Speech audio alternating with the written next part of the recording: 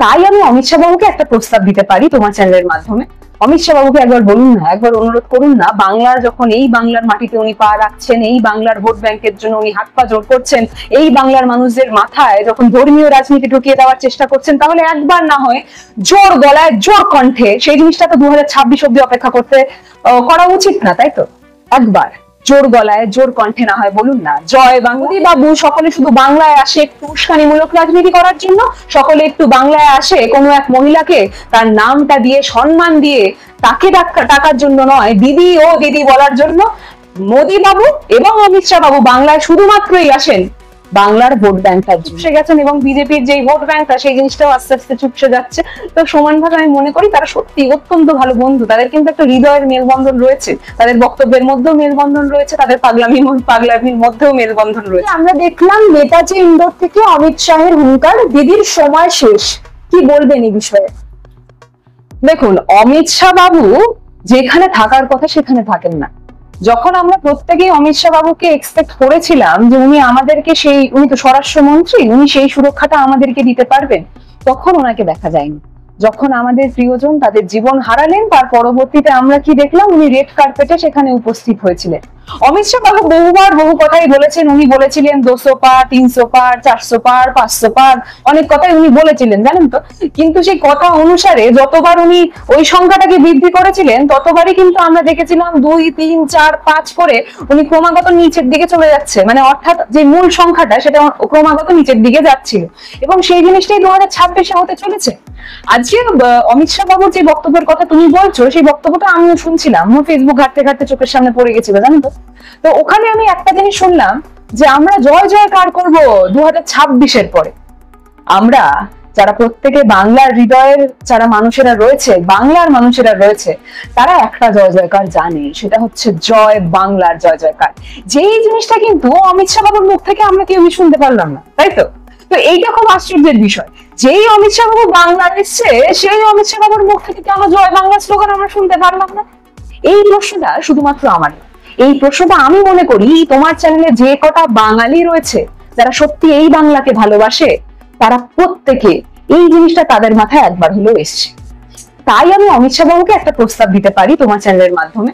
অমিত শাহ বাবুকে একবার বলুন না, একবার অনুরোধ করুন না, বাংলার যখন এই বাংলার মাটিতে উনি পা রাখছেন, এই বাংলার ভোট ব্যাংকের জন্য উনি হাত পা জোর করছেন, এই বাংলার মানুষদের মাথায় যখন ধর্মীয় রাজনীতি ঢুকিয়ে দেওয়ার চেষ্টা করছেন, তাহলে একবার না হয় জোর গলায় জোর কণ্ঠে সেই জিনিসটা তো 2026 অব্দি অপেক্ষা করা উচিত না, তাই তো? একবার জোর গলায় জোর কণ্ঠে না হয় বলুন না, জয় বাংলা। এই জিনিসটা উনি বলতে পারবে না, জানেন তো। তাই জন্য আরেকটা জিনিস, মমতা বন্দ্যোপাধ্যায় ডাইরেক্ট মোদী বাবুকে একটা জিনিস বলেছিলেন যে আপনি আমার সামনে বসুন না, আপনি দরকার পড়লে টেলিপ্রম্পটারটাকে নিয়ে আসুন। এই কথাটাও মুখ্যমন্ত্রী বলেছেন। কেন বলেছেন জানেন? কারণ মোদী বাবু যে রাজনীতিটা করেন সেখানে ওনার টেলিপ্রম্পটারের প্রয়োজন পড়ে, কিন্তু মুখ্যমন্ত্রী অর্থাৎ মমতা বন্দ্যোপাধ্যায় যেই রাজনীতি করেন, মানুষের পাশে থাকার রাজনীতি, সেখানে কোনো টেলিপ্রম্পটারের দরকার পড়ে না, সেখানে কোনো ধর্মীয় রাজনীতিকে টেনে আনার দরকার পড়ে না। কারণ মুখ্যমন্ত্রী মমতা বন্দ্যোপাধ্যায় যেই রাজনীতিটা করেন সেটা হচ্ছে জাতের রাজনীতি নয়, সেটা ভাতের রাজনীতি। আমরা প্রত্যেকে জানি যে পেটে যদি ঠিক মতো অন্নটা না পড়ে, তাহলে কিন্তু কেউই বেঁচে থাকতে পারবো না। তাহলে রাজনৈতিক লড়াইটা করবো কিভাবে? এই জিনিসটা মুখ্যমন্ত্রী জানেন। মুখ্যমন্ত্রী জানেন মহিলা ক্ষমতায়ন, যে এই জিনিসটা বিজেপির নেতাদেরকে শুধুমাত্র স্টেজ থেকে দাঁড়িয়ে বলতে শুনি। উদাহরণে আমি আবারও একটা কথা তুলতে বাধ্য হচ্ছি। ঠিক কদিন আগে আলিপুরদুয়ারে যখন মোদী এখানে উপস্থিত হয়েছিলেন, সেখানে ভলেন্টিয়ারদেরকে কিছু জামা বিতরণ করা হয়েছিল। সেই ভলেন্টিয়ারদের জামার মধ্যে অপারেশন সিন্দুরের ব্যানারিং পোস্টারিং হয়েছিল, এবং খুব আশ্চর্যজনক ভাবে এইটা আমার একটা সাধারণ মানুষ হিসাবে প্রশ্ন, কোনো পদাধিকারী হিসাবে নয়। ওই জিনিসটা তো মোদী বাবু নিজে হাতে বন্দুক নিয়ে রাস্তায় নেমে করেননি, তাই তো? বর্ডারে গিয়ে করেননি, পাকিস্তানে গিয়ে করেননি।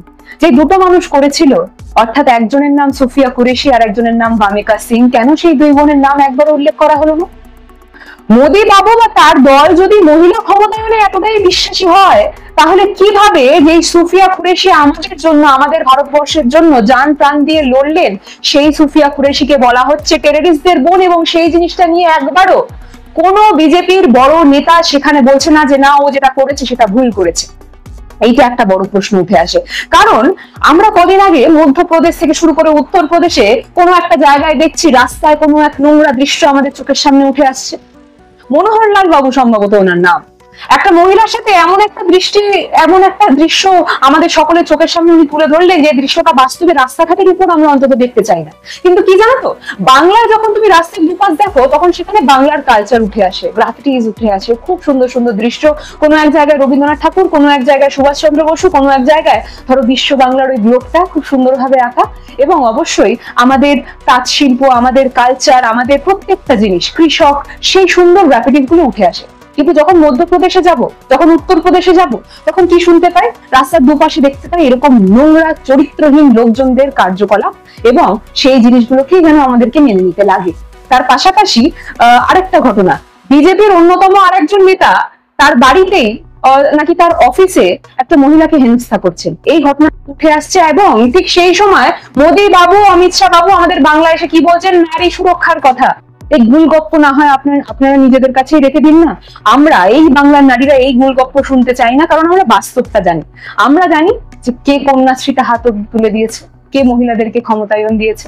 আমরা বাস্তবে জানি যে রূপশ্রীর বেলায় বিবাহ যোগ্যা নারীদের হাতে সেই অধিকারটা কে তুলে দিয়েছে।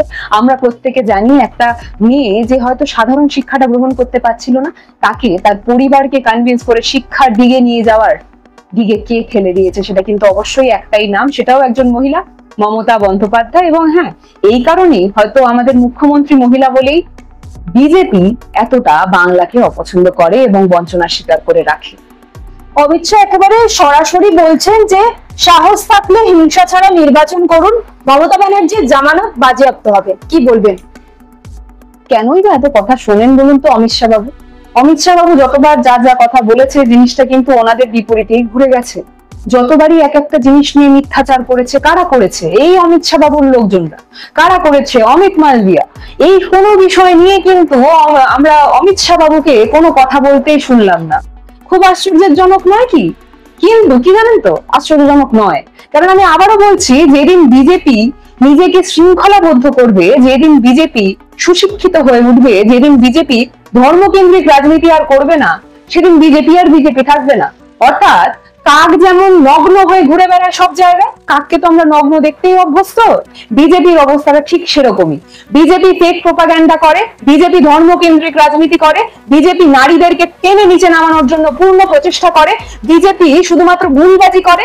বিজেপির মতো নেতৃত্বরা অর্থাৎ অমিত শাহ, মোদী বাবু সকলে শুধু বাংলায় আসে একটু উস্কানিমূলক রাজনীতি করার জন্য, সকলে একটু বাংলায় আসে কোনো এক মহিলাকে তার নামটা দিয়ে সম্মান দিয়ে তাকে টাকার জন্য নয়, দিদি ও দিদি বলার জন্য। মোদী বাবু এবং অমিত শাহ বাবু বাংলায় শুধুমাত্রই আসেন বাংলার ভোট ব্যাংকের জন্য। কেন জানেন? কারণ আজকে বাংলার 100 দিনের মানরেগার যে টাকার লড়াইয়ে আমরা প্রত্যেকে রাস্তায় নেমেছিলাম, যে সাধারণ যেই মানুষরা এতদিনের লড়াইটা লড়েছে, সেটা কিন্তু তাদের অধিকারের টাকা, জানেন? কিন্তু সেই অধিকারের টাকাটা তাদের হাত অব্দি কেউ পৌঁছে দিল না। আজকে যখন অমিত শাহ বাবু আসছেন, উনি মানরেগা ফান্ডটাও না হয় স্যাংশন করে দিয়ে আসতে পারতেন, তাই না? অমিত শাহ বাবু, মোদী বাবু, তাদের হাতে তো অনেকটা ক্ষমতা রয়েছে। তাহলে কেন তারা এই গোটা বিষয়ের দিকে বাংলাকে একটু ভালো রাখার দিকে কোনো পদক্ষেপ নেয় না? এটা একটা বড় প্রশ্ন আমাদের বাংলার প্রত্যেকটা মানুষের। তো সেখানে আমি তাদেরকে অনুরোধ করবো, বাংলাকে যদি বাস্তবে ভালো রাখতে চান, তাহলে না হয় এই ধর্মীয় কেন্দ্রিক রাজনীতি বা এই মেরুকরণের রাজনীতি দিয়ে এই খোঁচানো যেই জিনিসটা আপনি করে যাচ্ছেন, সেই জিনিসটা বন্ধ করে শুভেন্দু বাবুকে সেখান থেকে সরিয়ে, যতদিন শুভেন্দু বাবু রয়েছে ততদিন এই মেরুকরণের রাজনীতি, এই নোংরা রাজনীতি চলতে থাকবে। কারণ স্পষ্ট জিনিস আমরা জানি যে বিতানের পরিবার এই জিনিসটা নিজেই বলেছে, যে ওই শুভেন্দু বাবু যে নৃত্যটা প্রদর্শন করছিলেন শ্মশানের সামনে, সেই নৃত্য প্রদর্শন করা সত্ত্বেও বিজেপির কোনো নেতৃত্বই কিন্তু তাদের পাশে থাকেনি। কিন্তু তৃণমূলের অর্থাৎ পশ্চিমবঙ্গ সরকারের তরফ থেকে যতটা হেল্প করা হয়েছে, এটাই হচ্ছে বিজেপি এবং তৃণমূলের পার্থক্য। তো সেই জিনিসটা আছে, সেই জিনিসটা জানে প্রত্যেকটা সাধারণ মানুষ, এবং সেই জিনিসটার খুব সুন্দর ফল আমরা 2026-এ দেখতে পারবো। তখন না হয় তুমি এসো আমার বাড়িতে, অবশ্যই তোমাকে সবুজ রসগোল্লা খাওয়াবো, কারণ সেই জিনিসটাই হতে চলেছে। গোটা বাংলা আবারও সবুজময় হতে চলেছে। অমিত শাহ সভা থেকে তিনি একেবারে সরাসরি দেখা গেল বললেন যে শুভেন্দু অধিকারীকে অমিত শাহ কার্যত তার মিত্র বলে সম্বোধন করলেন, এবং এও বললেন শুভেন্দু অধিকারী দাঁড়ালে ভয় পান দিদি। কি বলবেন? হ্যাঁ, আমি এই জিনিসটা একদম স্বীকার করছি যে অমিত শাহ বাবু খুব সুন্দর বন্ধু শুভেন্দু বাবু, কেন জানেন? দুইজনই ভারসাম্যহীন, মানসিক ভারসাম্যহীন, এবং তাই জন্যই উনি এই কথাটা বলতে পারলেন যে শুভেন্দু বাবু যখন দাঁড়ান তখন নাকি দিদিমণি ভয় পায়। কারণ এই কথাটা কোনো সুস্থ ব্যক্তি তো বলতে পারে বলে আমি মনে করি না। তো সেখানে দাঁড়িয়ে দুজনেই ভারসাম্যহীন। আমরা প্রত্যেকেই জানি যে কথাটা আমরা প্রত্যেকেই জানি যে জহুরি জোহর চেনে আর কোনো একটা বিশেষ ব্যক্তি চেনে কচু, তাই তো?